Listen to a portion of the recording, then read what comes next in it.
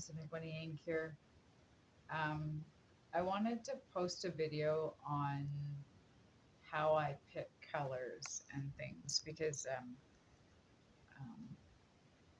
I've said to people when I've been decorating that certain things just sort of happen by accident. And one person, a friend of mine said, a former friend of mine said, um, nothing like that ever happens by accident for me. And so I wanted to sort of um, explain. Um, so when I was younger, I didn't have a lot of clothing. We didn't have a lot of money, and I didn't have a lot of clothing. And so I dressed as well as I could, as far as, um, I tried to put things together that matched. I tried to pick clothing that was flattering in a style. Um, and basically, the way I do that is when I look in the mirror, if I have an uplifted feeling when I look in the mirror, then I know it's a good dress or pair of pants or top. If I look in the mirror and kind of go, "Mm," then it's an okay top or skirt or pants, but there might be something kind of that's not quite right about it. So I started to analyze what was right with the outfit and what was wrong with the outfit. And I use wrong sort of in the terminology. There's something actually wrong with it. It's just, it might just not be the most flattering. So what I started to do was look at things like if I was wearing a top and it was okay up top, like on the neckline, maybe I liked, but I started to, to sort of pull it up at the bottom and see if it looked better shorter, or tried to envision it longer or something.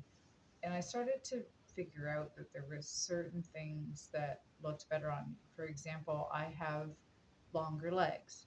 So tops and jackets and things that are waist length um, actually make me look better because my legs are naturally longer than my upper body. So it makes sense to wear clothing that is realistic. So trousers that are the right length and jackets that are waist length make me look more balanced because that's how I'm naturally built. Um, Same with necklines. So I don't know if this is accurate, but I feel I might be a hermaphrodite. But I think we all probably are. But I wasn't really aware of it. I thought I had my testosterone tested at one point in time, and I have the high side of normal testosterone level. I grew up in a very angry family, and so um, I grew up always feeling like I needed to defend myself. And the defenders in the species are typically the males. So I think that's why my testosterone went up. My shoulders got bigger. Um, anyway, I tend to have a very masculine face. Even when I have makeup on, even when I have long hair, I'm still mistaken for a man. Um, and so I started to do things like not wear t-shirts that have the sewn round collar. Round collars don't work for me. So recently I've been taking a pair of scissors and cutting just the collar off. So it's a softer look.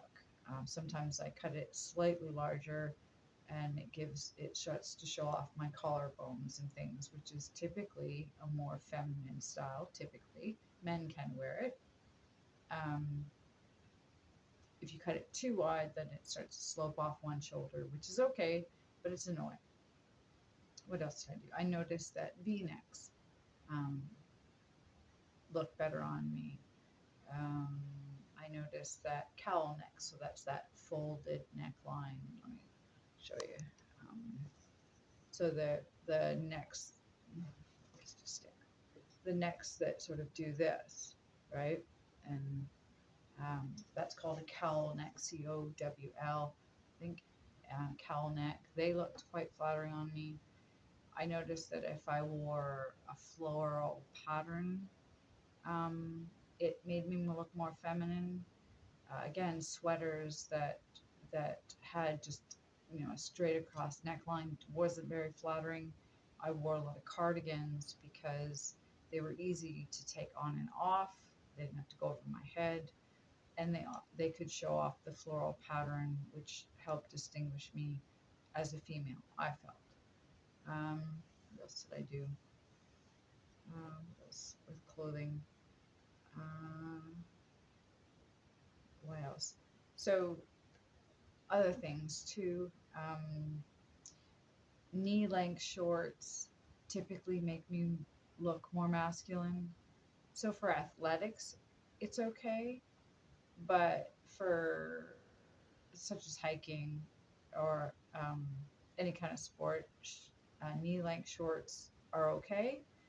But for everyday or dressier occasions like a barbecue or something or a pool party, I found that knee length shorts made me look more masculine. So a mid thigh or shorter, if you can get away with it, looks more feminine. And even a capri, so halfway down your calf, looks better. What else did I notice? Um, I found that because I walk a lot, my backside tends to be quite round and firm, and I get more attention that I'm comfortable with.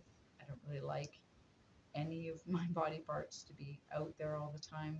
So I found even if they were a tight fitting pair of trousers or capris, if they had pockets on the back, even those, what are they called? Jeggings, so they look like denim, but they're actually a legging. They had pockets on the back. Um, and so I just find that tends to mask just the sexuality. Overt sexuality bothers me anyway, especially in everyday life. um, so I found that having a pocket on the back often uh, buffered that. um, what else did I find in clothing? um, I tended to be drawn to particular types particular colors.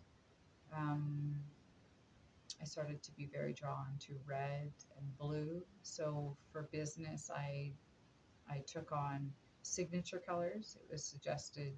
Um, um, a woman I know is a professional photographer. I can't remember her company name, but her name is Kristen Clancy. But she's a photographer now, and she suggested also to have a signature color for your business. And so I chose red and blue as my signature colors. So for quite a number of years, I often wore something that was red, something that was blue, sometimes a mix.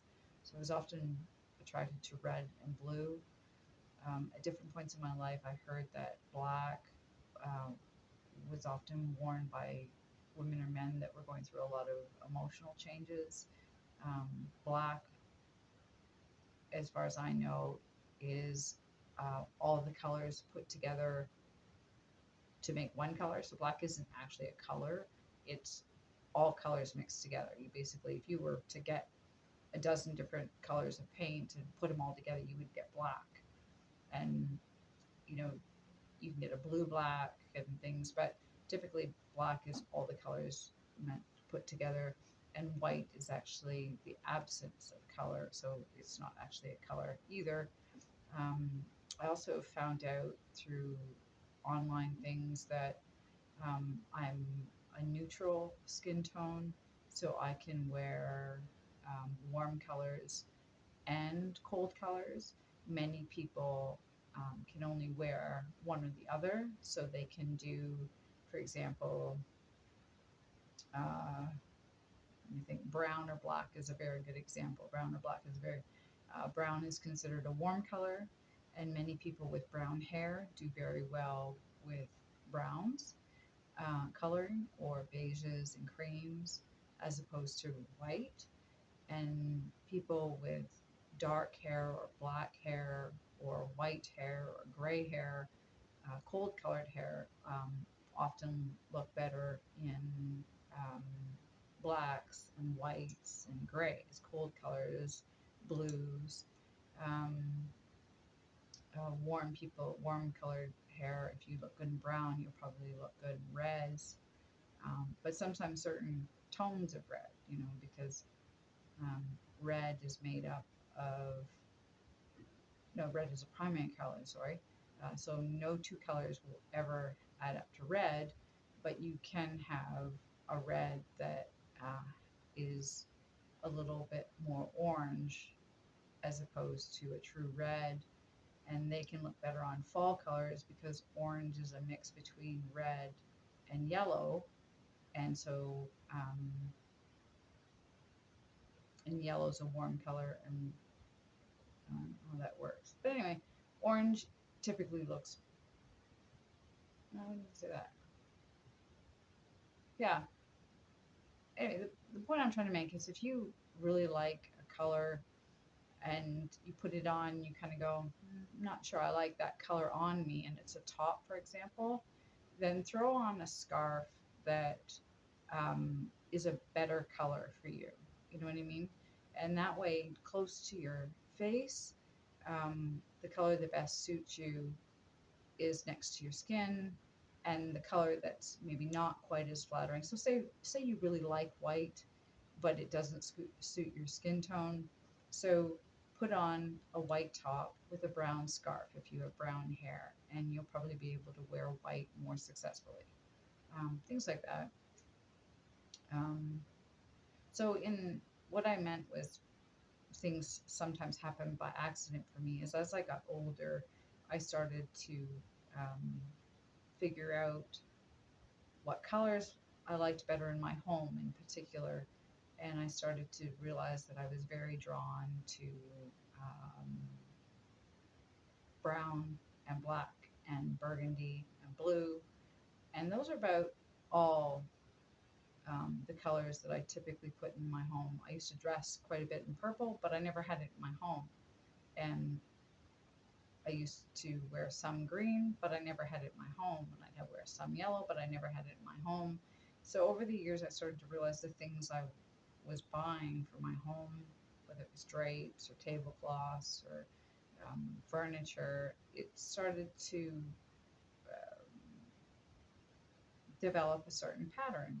So it was a lot easier to decorate as I got older because all my things tended to all go together. So if I could actually do a light colored wood room and I could do a dark colored wood room because I really liked wood, um, I could go into my cupboard, and if I wanted to redecorate, I would often have, burgundy drapes and a burgundy bedspread and a burgundy rug because I like burgundy. So I would happen to buy quite a bit of burgundy.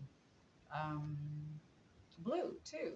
I'd often have a blue duvet and blue drapes and, what else? A blue chair. And so it started to get easier as I got older because I started to buy things that that I liked as opposed to maybe what was trendy, and I started to narrow down my likes. So when I say things happen by accident, it's kind of like I want to redo this room. I need a chair. There's a blue chair here, and you know, now, like I said, now I have blue drapes. Oh, you know, I have a blue bit, and I'm not really aware when I buy these things that they're all going to go together at one point in time, but they are going together, and that's what I mean by it kind of happens by accident. It's not like I go out and search for these blue things. I just have acquired them because it's one of my favorite colors, and so when I go into stores, I'm often attracted to that color. So it happens to me in I've done a little bit of what should I call it, graphic arts. I did the cover of someone's daytimer. She found a daytimer that she really liked, but the cover was really bland. So for a couple of years, I decorated the front of her day timer and then laminated the cover so that it stayed put. And again, it started to take on a pattern because again, I was drawn to somewhat the same colors even in crafting supplies. So it started to develop, a certain color scheme, even though I didn't sit down and plan the color scheme. So some of this comes with age. I think allowing children to pick their own clothing, as long as it's weather appropriate and event appropriate, not even so much event appropriate because they're children, but weather appropriate, they're going to be warm enough or dry enough or cool enough or covered enough, for sun, allowing them somewhat of an input into their bedrooms, allowing them some expression on what to put on the walls as long as they're not damaging the walls. And if they're going to damage the wall, allow some time. If you're redecorating and you want to put a new door in somewhere, allow them part of the sledgehammer work. You know what I mean. Just include them in some of the decorating, and probably they'll figure out color schemes and fabric types they like, and patterns they like, and things like that much earlier than I did. Yeah, so yeah, what else can I share? Probably that's about it for now. It's now an almost 16.5 minute video, and I'll sign out. If you like the advice, unity, love, and service. So if you want to e-transfer me $1 to storm1234.lm@gmail.com with the phone number 226-821-9198, and you can send it to Lisa McWhinney Inc. Thanks for watching.